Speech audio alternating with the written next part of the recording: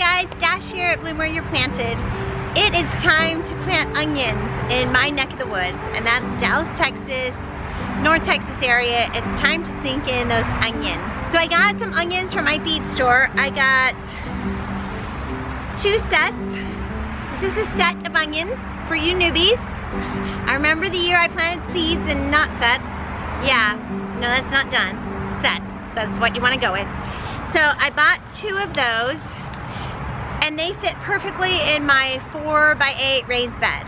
So I'm just gonna relax and plant my onions. But first, I'm gonna loosen up the soil because while I don't till the soil, so to speak, I do take a fork and just loosen it up. Even in my raised bed. I don't turn it over because that messes up the microbiology of the soil. It messes up all the earthworms and everything, bringing all that earth up to the top. I used to do that. I don't do it anymore. I just kind of loosen it up with the fork. I'll show you.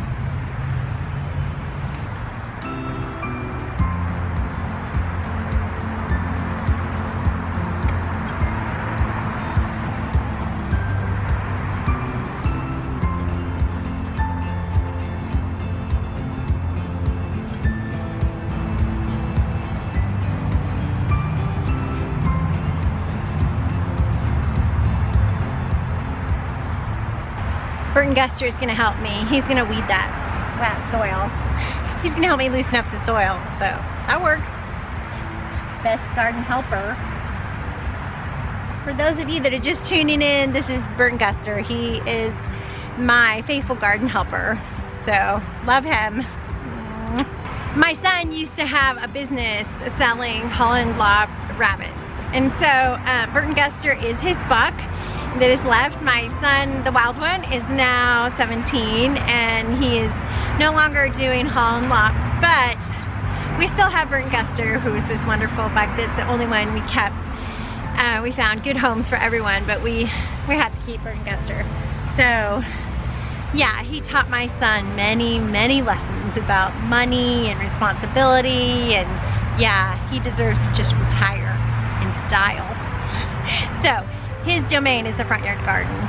I have chicken wire like halfway up the fence of the front yard garden, so he can't get out and bunnies can't get in. So that works for us. Although he does eat quite a bit of my kale. Right, Burton? Go easy on the kale already.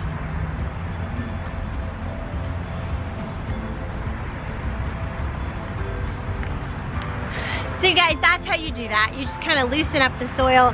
I've seen people do it with a broad fork,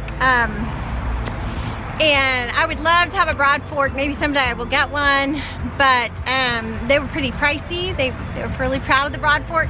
And to be honest, I was concerned that it couldn't handle Texas.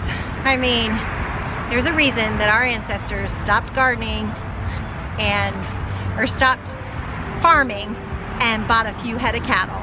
This ground is hard. We got hard clay ground, and I think that broad fork would just bend.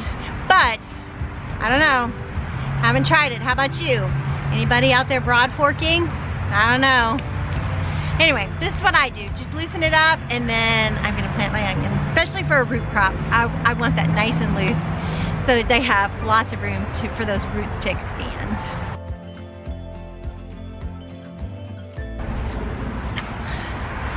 I'm getting my garden workout.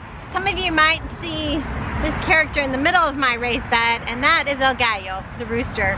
He was given to me by my wonderful friends and neighbors when we first started the front yard garden as kind of a hurrah garden art wonder.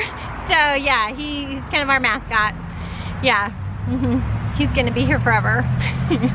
All right, so again, my garden workout, that's good. And I'm ready to plant onions. Let's do this. Sometimes I use a planting grid when I plant onions, like I made a 3-inch planting grid, but right now I'm just gonna use my ruler, and 3 inches, I usually put them 4 inches apart, but this year I'm gonna crowd them a little bit because I have a lot. I really wanna fit them all in. So I'm gonna do them 3 inches apart in a kind of a hexagon pattern, not in rows. When you're gardening in a raised bed, you have a lot more flexibility to crowd your plants than if you're doing it in the ground and you need to do rows and kind of walk between them. So you have space to walk between them. So right now my finger is about 3 inches. So I'm just gonna kind of wing it this time with a finger spacing of 3 inches. As far as the depth of them, I'm just going right over the bulb. So about an inch into the ground, so 1.5 inches maybe into the ground. All right, let's do this.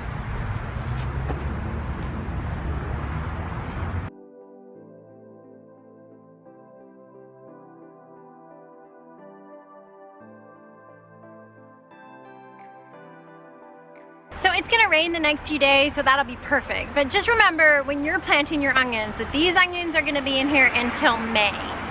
So this bed really needs to be set aside. You know, you can't put tomatoes in it. I have this bed set aside for some late peppers. I'm gonna do some peppers by seed after, you know, about May. And then when these onions come up, those peppers will be ready to go in. I'll probably start my seeds in April, my pepper seeds, because they kind of take a long time. And then those hot peppers are gonna go in this bed as soon as the onions come out. So yeah, you just have to remember that, you know, if you're putting something in, you have to remember, when do I harvest it? Because I might need that space. So I have a big garden, pretty big garden, front yard garden. So I can do onions, and they lasted us this last year almost all year. Well, I just ran out just recently. So I'm gonna have, and this is February. So I'm gonna have to go until May with store-bought onions. And then I'll have the supply for the year again. All right, I'm gonna finish this up and go in and cook dinner. I gotta hurry. My family's gonna be, we're hungry, what are you doing? Bye you guys from Bloom Where You Planted.